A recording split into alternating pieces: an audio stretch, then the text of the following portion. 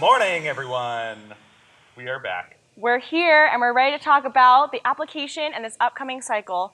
And we're excited for the school year to start, even though we're dressed for summer.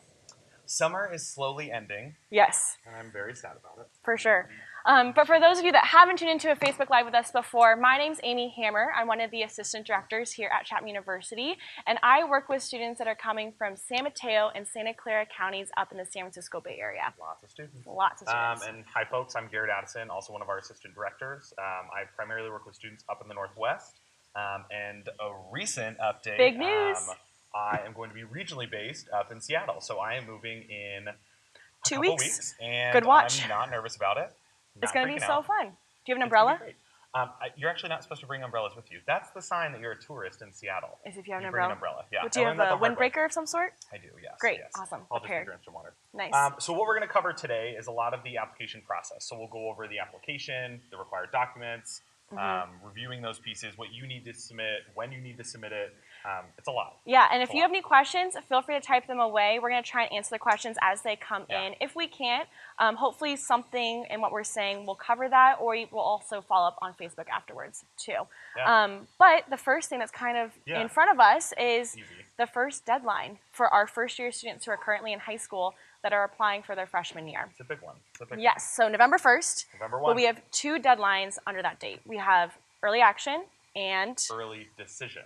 sound similar, Super different. but they're very different. Super different. Yeah. So early action is a non-binding deadline. You're basically applying early, letting us know, hey, I'm super interested in Chapman. I really want to go there. Yeah.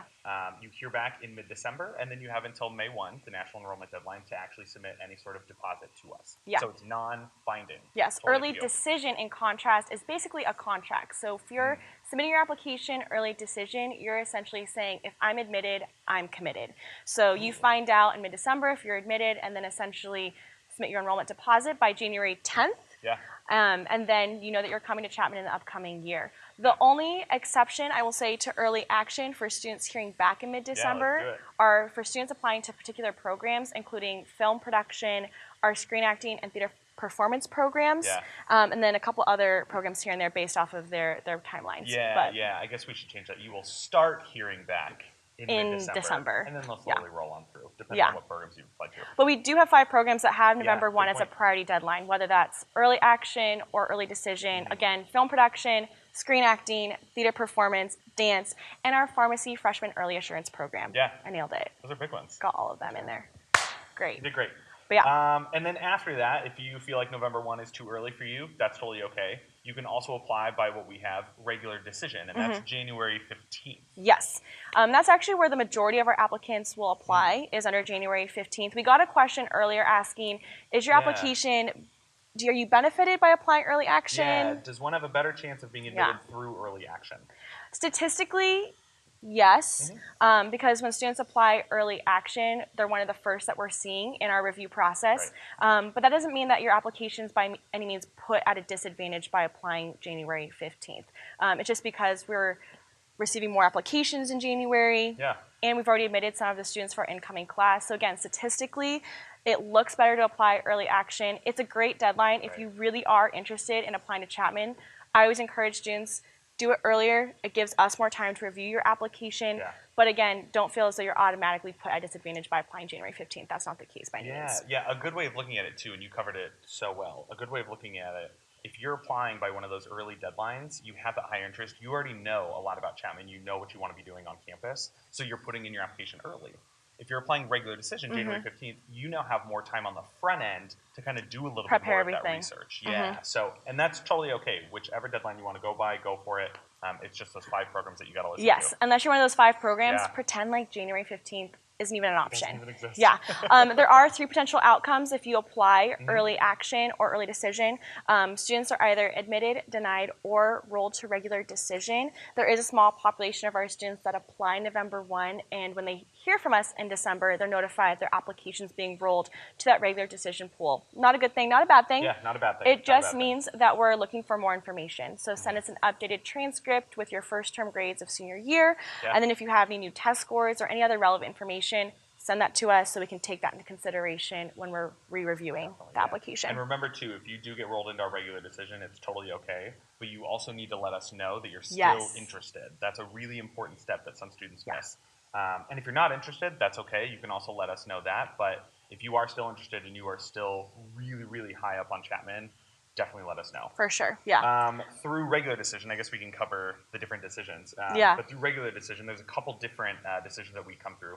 You can be admitted to our fall semester, admitted to our spring semester, waitlisted to the university, or denied from the university. And I think the one that I really want to unpack a little bit is that spring option. And the way that I kind of look at it, our applications have increased year after year, but our spots on campus for first-year students haven't increased at the same rate. So we're still seeing a high number of really interested students, of really qualified students, of students that really want to be here. We just don't have the capacity to hold all of them. So this spring option comes about as kind of a way of, hey, you can still be at Chapman, you can take classes, you can be part of this community. And in that fall semester, you can take classes elsewhere, you can work, you can take a gap semester, whatever you want to do with your time. Yeah, it gives you that flexibility and an option to be on our fall wait list. So if space was to open up, there's still the option of being able to enroll in Chapman a little bit earlier. But again, if Chapman's where you want to be, there's that spot for you. It's just for the delayed semester if you're admitted for the spring. So when you're actually putting together your application and everything that you're sending to us, there are some required documents that you need to make sure are in.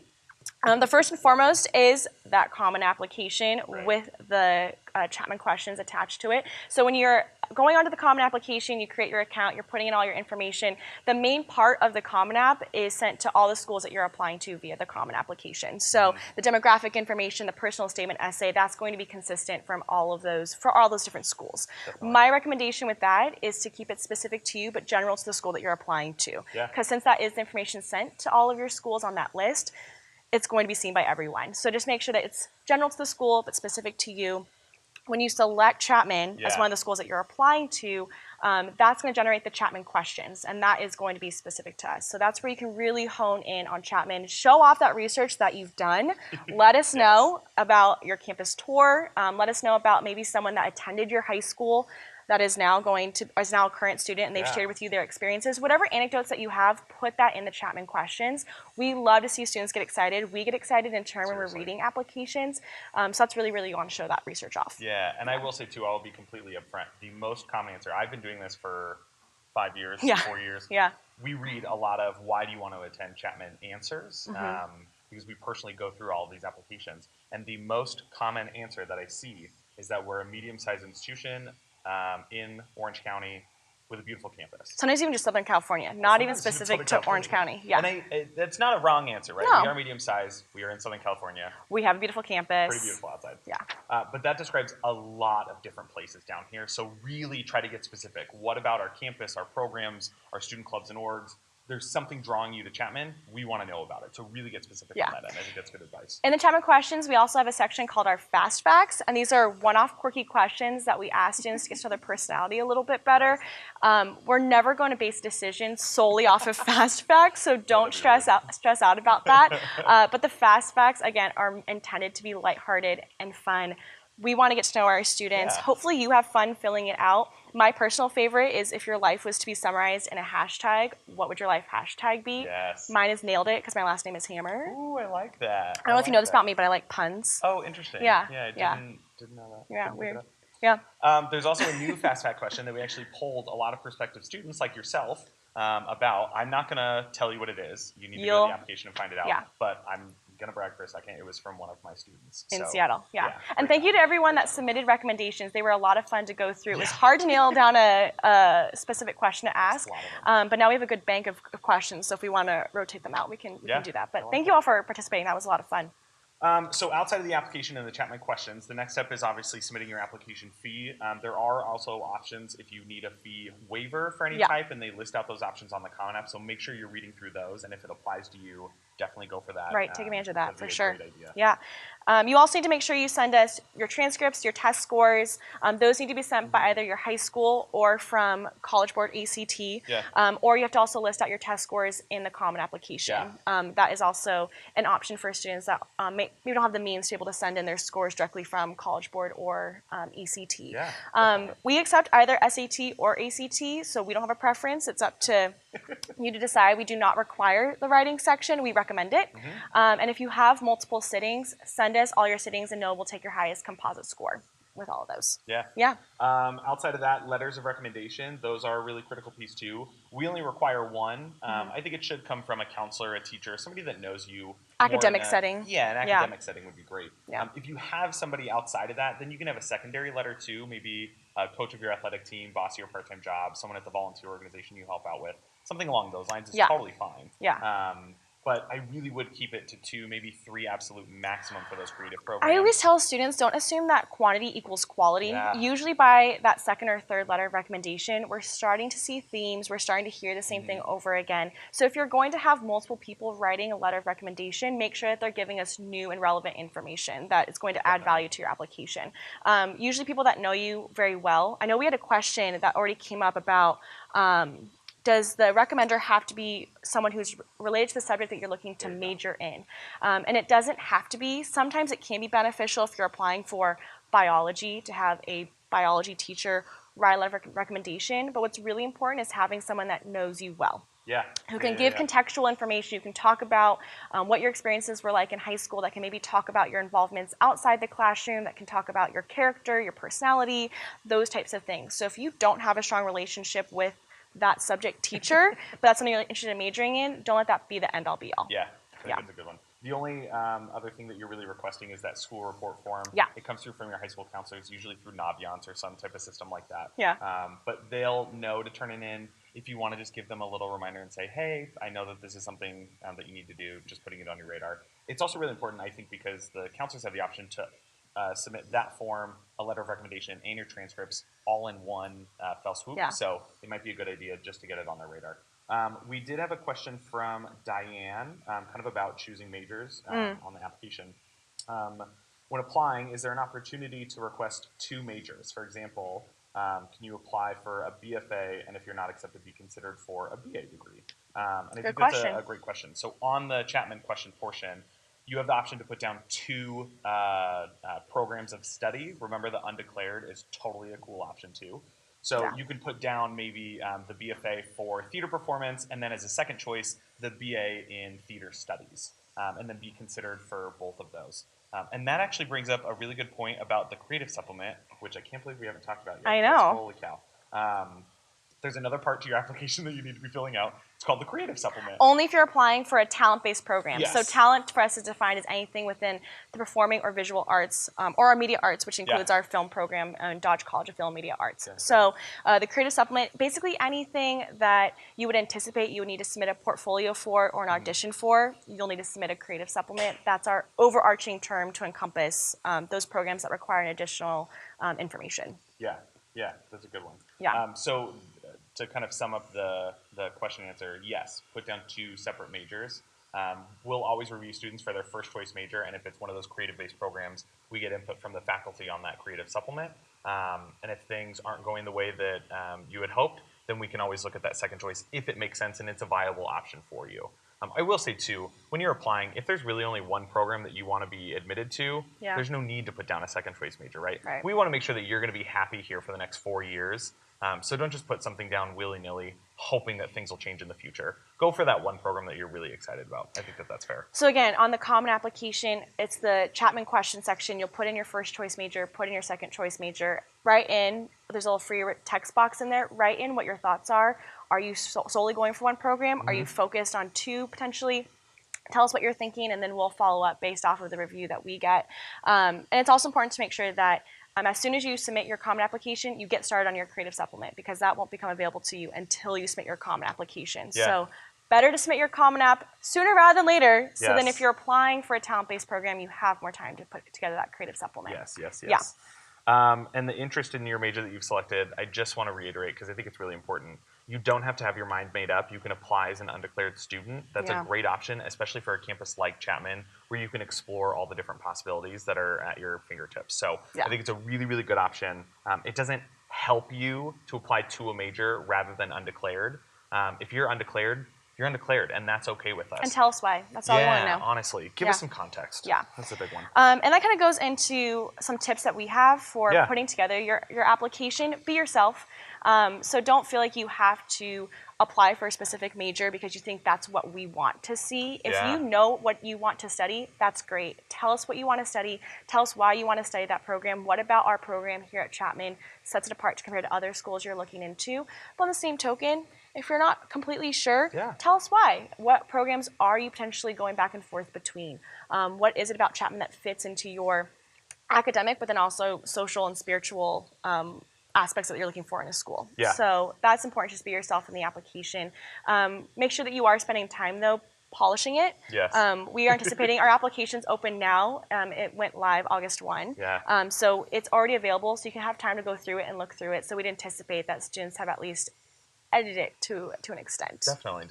And I think it's funny too. I think one of the biggest tips, and we both have the same one on our Chapman bio pages underneath where you can meet your counselors. I find it hilarious. We didn't talk about it. We have the same brain. But look at your application like a puzzle, right? And each of the different things that you are submitting, that you're filling out, that you're giving us context for, that's a new piece to that puzzle. So, and maybe this is where we kind of split off in our answers, but with that puzzle, for me, it's really important to see a diverse array of pieces, right? I think an example, say you're interested in political science, so you put that down as your major choice, you get your letter of rec from your government teacher, your essays about how you interned for the local Capitol or local congressman, you were involved in Model UN, and that's your one involvement. It's the same piece that I'm getting over and over and over, and we really want to see what other pieces to you are there. Because we know when you come to our campus, you're not just going to be in that one program and kind of siloed away. You're going to be exploring a lot of different areas. So show us all those different pieces to who you are. That's important. I always think of it as just all the materials that you're submitting is a different puzzle piece. So we're trying to see how does this transcript coincide with what we're seeing in the Common Application? What are the test scores telling us? And how does everything kind of fit together? And is there any missing piece? So is there something that is questionable in the letter of recommendation, or is there something that's explained in the letter of recommendation? That's the puzzle that I like to explain. That's a good one. Yeah. So I think looking at why you should apply, I think that there's a couple different resources that you all should be aware of and at least like get to know Chapman. If you're still a little unsure, if you're kind of on the fence, or you want to, but you just want to know a little more and do that research for your application, which I would appreciate. So first and foremost, there is a resource on the website. I think it's on the admission page, but you can sign up for more information from us and from Chapman, but directly from our admission office too. So it'll update you on different application opportunities, events on campus. There's a lot to be in the know about. So make sure that you're signing up for those. I also think a little tip trick, if you don't already have an email address that you are using, create a new Gmail, Yahoo Mail, whatever you want to use, but make it solely for all of your college applications. You're going to be receiving lots of emails, so it might be nice to have them all stored in one place. My little tidbit. And then use other resources that might be available. If you have the opportunity to visit campus, we have campus tours Monday through Friday at 10 a.m. and 2 p.m. We also have a lot of resources available on our website. And our admission team will be traveling throughout this fall. So we're actually coming to some of your hometowns, like hometown dates from The Bachelor. We're on The Bachelor. Great. But we're coming to high schools, we're doing interviews, we're hosting informational receptions. So our purpose is to really make sure that we're giving you that information and those resources if you are able to visit campus or just have more additional questions that aren't answered on our webpage. Yeah, I think that would be a good one. And just to give you an idea too, our admission counselors, our admission team, we travel between usually end of August. I mean, technically, Marie's on the road right now. She's in India. So between now and usually early November, we'll be on the road. There's going to be a lot of that being emailed to you all if you're signed up for those. That's another great way to get in the know. But also it'll be on the admission portion of the Chapman website. It'll kind of show you what areas we'll be in, if there's interview opportunities, reception, service projects, kind of the things that we're doing in those areas. So. And I think a lot of times people are confused as to what our roles are as admission counselors. We do travel and we actively work with students to give information, to give updates, and that way we can connect you with campus if you can't physically come to campus. We're also the people that are reading your applications. So after our travel season ends in early November, our first deadline is November 1st. So we hunker down, we're behind computers, and we're starting to read those applications. Garrett, I know you mentioned this earlier, but we actually do read Yeah. all the Every applications single that one. come across our desks. So Yeah. Yeah. Yeah, and it's important to us too. I mean, it's much more about who you are as a person. Yes, your academics still matter, right? I think that sometimes if we say holistic review, some students and families walk away with, well, academics don't matter. They still matter. You're going to be in a setting of higher education. You're taking classes for the next 4 years, and we want to make sure you'll be successful. Yeah. So that's a really important part. But we also want to know, what are your leadership opportunities? What are you bringing to campus? How will you make an impact while you're here? And I think that it's much more than just seeing a GPA and a test score and then like throwing your application out the window. We can't do that because our windows don't open. Or we also Yeah. read applications on a computer. So Yeah, you it'd be can't just really throw out the costly to computer. do that, Yeah. So But really, I mean, it's important for us to actually read all of these applications, every single one, every single time. That's it's a lot of good one. puzzles Yeah. that we're putting together. I just realized that we've been getting questions and I haven't really checked on them. I'm so sorry. Any good ones we can hop into right Yes, and there's kind of I think a theme that we can talk about first, and then there's another theme. So financial aid has Oh. been a big one. How did Yeah. we forget? I don't know. now? Man. So let's talk a little bit about it. There's merit scholarships that come through the Office of Admission. It's not an extra application. As long as you apply to Chapman by one of our deadlines, you are considered and reviewed for those merit scholarships. We solely base it on your academics. It's your GPA and your test score, that's it. So it's not about how much I like you as a student. Yeah. It's solely based on So your admission academics. is holistic, meaning we're looking at that whole person. It's a little bit more of that gray area. Merit scholarships are a little bit more black and white, and it is more focused on the academic portion. Students that are normally around our admission averages are usually at that starting point for those merit scholarships. So about 3.78, 3.8 GPA, and about 1320 on the SAT, or about 20 on the ACT is usually that starting point, and then upwards from there is where we are able to award higher increments for our merit and scholarships. those scholarships, you will, if you receive them, they're within your admission packet to Chapman too. So you kind of know a little more right off the bat whether that was a possibility or not. Second to there, specific departments also have additional scholarship opportunities. They're most commonly found in our talent programs. So if you're submitting a creative supplement as part of your application, that same creative supplement is what's being used to determine if you qualify for a departmental scholarship. Like I said, they're most commonly found in the talent programs, but they're not exclusive to the talent programs. So other areas such as our sciences and our English department also have departmental aid. Every department's different in terms of how they evaluate, how they award, how much they award. So if you have specific questions about departmental scholarships, it's best to go to the department themselves. Totally. I usually tell students that if you are looking for departmental aid, it's also beneficial, again, to apply early action, because if you're admitted in December, that just gives you more time to be able to work with more departments on our campus to look for those resources. Yeah, that's a good one. And then I think the last one, and probably the most helpful for a majority of our students, is all what we call need-based aid. So students and families, you'll fill out what's called the FAFSA. It's a free application for federal student aid, FAFSA. Spelling. I'm not good at it. You fill it out between October 1st is when it goes live, and then Chapman's priority date is March 2nd. As long as you have that done, you'll get some type of financial aid packet and know a little bit more about that financial piece. It takes into account a lot of different things, but for our end, it shows what we call an EFC. It's an expected family contribution toward the cost of attendance, and then whatever's left over in what we would call a gap, we can then begin to fill with different forms of institutional aid, like a Chapman grant, any sort of federal aid, Pell Grant, Cal Grant if you're eligible, work study, where you can apply for jobs on campus and use that towards your cost of attendance, and then different loan options as well. Yeah. What I'll also say is March 2nd is a priority deadline for students that are applying early action or regular decision. If you're applying early decision, you should have your FAFSA in around the time that you're submitting your application to the university. Because if you're applying early decision, obviously that's a binding agreement, and so we'll need to have that financial aid package for you sooner. But we can't provide that financial aid package unless we have that FAFSA information in. But any questions about any of that, you can also ask your admission counselor. Totally. Our contact information is on the website. And then after a student's admitted, they can also work directly with our financial aid office to really unpack what their financial aid package looks like in particular. One of the other questions was from Robert. He said, if you are in Dodge, can you minor in other art classes such as writing or design?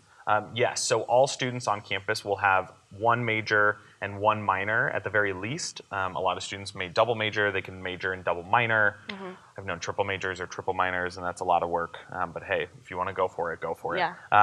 So yeah, that's an option. Those art programs, they'll have some open classes just like campus-wide, but a lot of them are held off for specific majors or minors in the program. And you'll have to apply to those programs as a current student if you want to add it on as your minor. So just keep that in mind as you're going through. And then in the same vein, Carla asked, can you transfer easily into Dodge if you come in undeclared? And I'm going to be very firm about this. No. It's very, very difficult because their programs are run so tightly. You really need to be coming in as a first-year student and completing through those. It's so with the programs that are in Dodge College, many of those programs admit students for a certain number of spots, and so in order to transfer in, it's all dependent on how many spots are available in that coming year. So admission is sometimes contingent on, did another student in that program change their major out of that program, or did a student add on, or did they open up spaces for more students to be able to apply in? So because of that, it's a little bit riskier. So my recommendation is, if you're thinking about Dodge or a program within Dodge College, apply from the get-go, because it's always easier to transfer out than it is to transfer in. Definitely. Yeah. That's a good one. And then last question, how does someone schedule an interview? What's the advantage of an interview? And there's a couple different options, actually. If you want to, I'll talk about the regional ones if you want to talk about the fellow ones.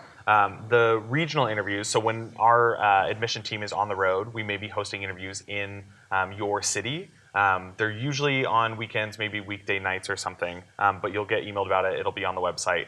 So registration's all online. That's where you'll go for it, but we'll let you know when it opens up. I think one of the benefits of doing the regional interviews, you're meeting with either your specific admission counselor, the person who's reviewing your application, or an alumni of the university. And I think it's also nice to get their perspective on what it was like as a student and also what it's like as an alumni afterward. So I think it's just nice to get a little bit more of that face-to-face time. You can also provide us more context than what may be allowed on the application. You know, if there's something that you really need to talk about or discuss with us, and there's just nowhere you're putting it on the application because it just doesn't fit, then that's a really good idea to sign up for those. Certainly. But don't feel like you have to do an interview. They're optional. They're not part of our required process. But it is something that kind of supplements what we're seeing in the application. The alternative to regional interviews are fellows interviews. Those are hosted on campus over the phone or via Skype with one of our juniors or seniors that work in our Office of Admission, so typically a tour guide or an office assistant. These are upperclassmen who are living, breathing, eating their way through campus currently, and so they can share their experiences with all of you. And it is about a 15 to 20 minute conversation where obviously they're learning about you, they're writing up a summary of the conversation and including that with the rest of your application materials. But likewise, they also always allocate time to be able to turn the tables and allow you to ask questions. So if you want to talk directly with a current student, a fellows interview is a great option to do so. They're most popular on campus because, of course, it's always better to do it face-to-face. But if you don't have the opportunity to come to campus because you're coming from farther away or because of your class or work schedule, we do have phone and Skype options too. So I think that we'll kind of start closing out. The first thing that I really want to plug, Discover Chapman Day. It's a really large open house that we host on campus Saturday, November 10th, because I can't remember the dates for the life of me. Saturday, November 10th. It's almost an all-day event, and you go through different academic sessions about getting involved. We feed you. Food. It's really nice. There's campus tours. There's also going to be some fellows interviews. Correct me if I'm wrong. There are. Or correct me if I'm right, if you saw the opening statements last night. So that's a really good option. If you want to start planning for that, you can. And then I will say, too, we will have multiple other Facebook Lives. So we'll cover different topics along the way. Don't think that this was your one chance to get information about everything because, wow, we covered a lot already. So I think the best thing to do now, go follow our Facebook page. What do you do on Facebook? Do you like the page? You like on Facebook, you follow on Instagram, and you follow on Twitter. Got it. Interesting. Yeah. I wonder why Facebook's different. Anyway, go find our different social media accounts, follow them. We have a ton of great info. Orly in our office is absolutely fantastic. Yeah, she's great.